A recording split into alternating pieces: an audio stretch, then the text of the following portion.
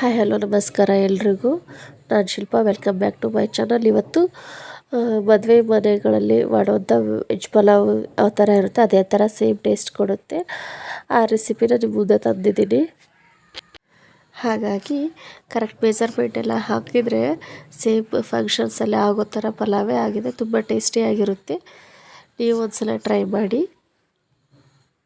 ಸ್ವಲ್ಪ ಕೋಲ್ಡ್ ಆಗಿದೆ, ಹಾಗಾಗಿ ವಾಯ್ಸು ಚೇಂಜ್ ಆಗಿದೆ. ತರಕಾರಿ ಎಲ್ಲ ತೊಳ್ಕೊಂಡು 2 ಕ್ಯಾರೆಟು, 2 ಆಲೂಗಡ್ಡೆ ಚಿಕ್ಕ ಇದ್ದರೆ 2, ದೊಡ್ಡದಿದ್ದರೆ 1.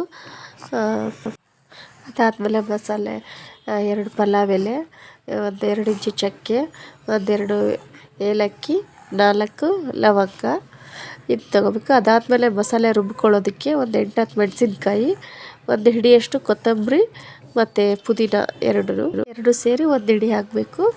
8-10 ಹೆಸರು ಬೆಳ್ಳುಳ್ಳಿ, 1 ಇಂಚು ಶುಂಠಿ, ಮೆಣಸಿನ್ಕಾಯಿ ನಿಮ್ಮ ಖಾರಕ್ಕೆ ತಕ್ಕಷ್ಟು ತಗೊಳ್ಳಿ. 1 ಕಪ್ ಅಕ್ಕಿ ತಗೊಳ್ಳಿ, ಸೋನಾ ಮಸೂರಿ ಅಕ್ಕಿ ಅದನ್ನು ತಗೊಳ್ಳಿ. ಅದಕ್ಕೆ 2 ಕಪ್ಪಷ್ಟು ಅಕ್ಕಿಗೆ ನೀರು ಹಾಕಬೇಕು. 1 ಕಪ್ ಅಕ್ಕಿಗೆ 2 ಕಪ್ ನೀರು. ವಿತೌಟ್ ಕುಕ್ಕರ್ನ ಹೇಳ್ತಾ ಇರೋದು. ನಿಮಗೆ ಸ್ವಲ್ಪ ರೈಸು ಸ್ವಲ್ಪ ಉದುರು ಬೇಡ ಅಂತಂದರೆ ಇನ್ನೊಂದು 1/4 ಗ್ಲಾಸ್ ಎಕ್ಸ್ಟ್ರಾ ಹಾಕ್ಕೊಳ್ಳಿ ನೀರನ್ನು. ಇದು ಕರೆಕ್ಟಾಗಿ. ಪ್ಲೀಸ್ ನನ್ನ ಚಾನಲ್ನ ಸಬ್ಸ್ಕ್ರೈಬ್ ಮಾಡಿ, ಸಪೋರ್ಟ್ ಮಾಡಿ. ಇವಾಗ ಒಂದು ಕಡಾಯಿ ಇಟ್ಕೊಳ್ಳಿ. ಇದಕ್ಕೆ 4 ಟೇಬಲ್ ಸ್ಪೂನು ಎಣ್ಣೆ ಹಾಕ್ಕೊಳ್ಳಿ.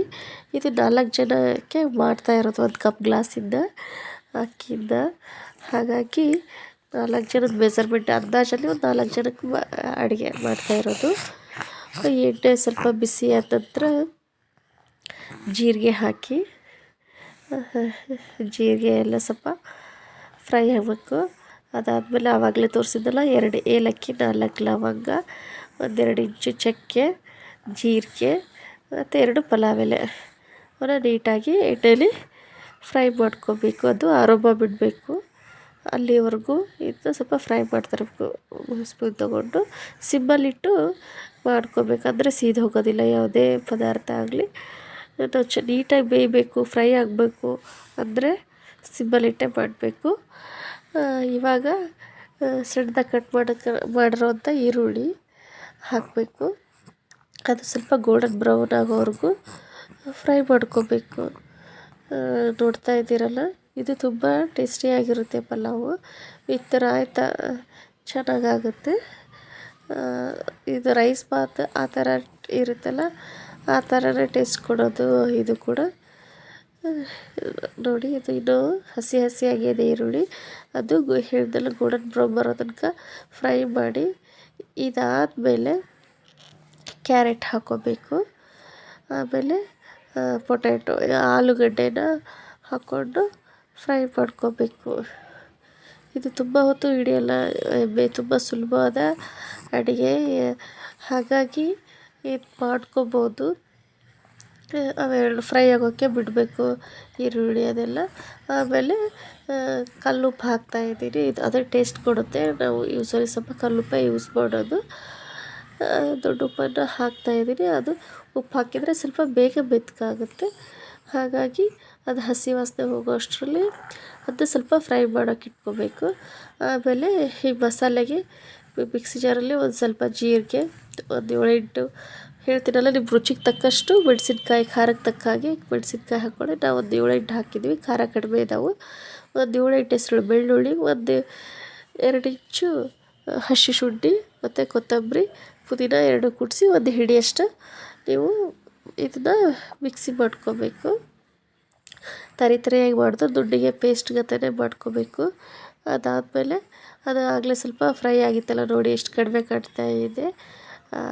ಅದೆಲ್ಲ ಈರುಳ್ಳಿ ಅದೆಲ್ಲ ಮಸಾಲೆಗೆ, ಅದಕ್ಕೆ ಈ ಮಸಾಲೆ ಹಾಕ್ಕೋಬೇಕು. ಮಿಕ್ಸಿ ಮಾಡಿರ್ತಕ್ಕಂಥ ಮಸಾಲೆನ ಹಾಕ್ಕೊಂಡು ಆಮೇಲೆ ಸ್ವಲ್ಪ ಗರಂ ಮಸಾಲ ಹಾಕ್ಕೋಬೇಕು.